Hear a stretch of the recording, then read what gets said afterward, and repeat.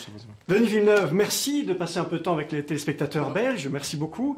Comment vous vous sentez à quelques jours de la sortie du film, un des films les plus attendus de l'année? Comment vous vous sentez? Un peu de pression? Je me sens en paix.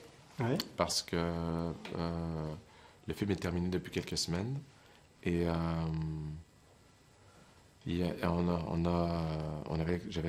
j'avais des objectifs précis quand j'ai fait ce film. Et je sais que j'y suis arrivé. Maintenant, je n'ai aucune idée comment le monde va réagir face au film. Je sais que je vais être nécessairement comparé au chef-d'œuvre de Ridley Scott. Et ça, c'est un fait avec lequel je suis en paix depuis que j'ai décidé de faire le film. Il fallait, sinon, j'aurais pas été capable de faire le film. J'aurais pas été capable. Il faut un jour accepter cette pression puis dire, bon, ben, ça va être... et que ça devient un geste artistique pur. Une lettre d'amour au premier film. Et le fait aussi, je dois dire que Ridley Scott et Harrison Ford ont beaucoup aimé le film. M'a beaucoup soulagé. Vous êtes déjà rassuré. Bon, voilà. Alors, c'est la suite d'un film de Ridley Scott. Ridley Scott est producteur exécutif. Son fils a réalisé des petits courts-métrages qui présentent un peu ce qui se passe entre les deux filmes. Est-ce que vous êtes quand même, malgré tout, parvenu à faire un film de Denis Villeneuve? Quand j'ai accepté de faire le projet, j'ai rencontré Ridley Scott. Une des premières choses, c'est que je me suis dit, j'ai besoin d'avoir sa bénédiction. Je veux l'avoir de lui. Je veux vraiment... Et Ridley m'a dit dès le départ ce que je voulais entendre, à savoir que j'allais être complètement libre.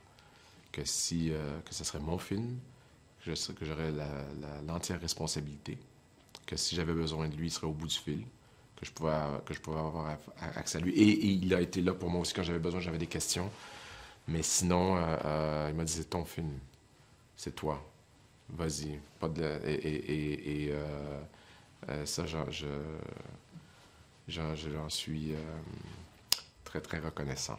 Parce que c'est la seule manière de travailler. J'aurais été incapable de travailler avec Ridley Scott par-dessus mon épaule. Je ne l'aurais pas fait, en fait. Mais alors justement, comment êtes-vous parvenu à vous approprier la matière originale pour en faire un film nouveau, un univers qui ressemble, mais qui est quand même le vôtre cette fois-ci? Ben, ce qu'il faut, c'est justement trouver des pistes où on peut... il y a toujours dans des histoires d'une manière de...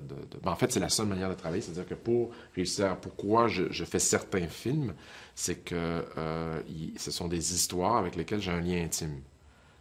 Qui n'est pas intéressant pour vous, mais qui, pour moi, m'aide à faire le film. Qui est une manière que cette histoire a une résonance personnelle pour moi et que j'y trouve une manière une porte d'entrée.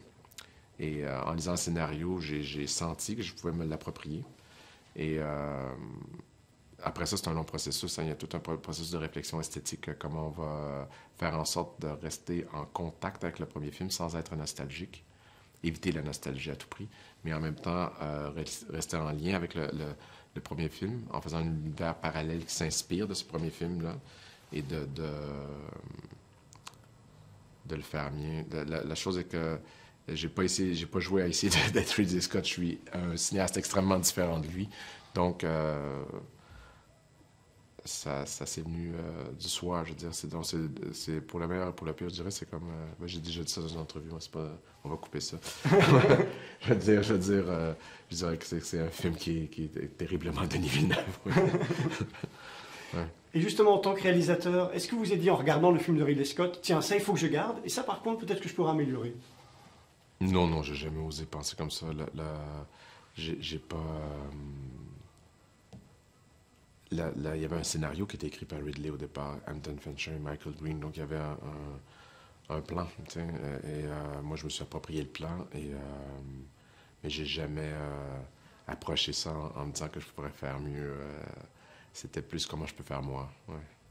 Alors, il y a eu Arrival, il y aura Dune, là maintenant il y a Blade Runner. Qu'est-ce qui vous plaît tant dans la science-fiction? Est-ce que la science-fiction, elle parvient à dire plus facilement des choses sur notre époque, même si ça se passe dans le futur? Mais ça crée une distance poétique nécessaire, c'est-à-dire nécessairement, c'est-à-dire que ça crée une distance avec le sujet qui fait en sorte qu'on peut se permettre des libertés, on peut dire des choses, on peut approcher des sujets qui sont plus abstraits ou plus difficiles ou qui sont plus abrasifs parfois, de manière plus dynamique, puis qui sont, par exemple, d'une la religion.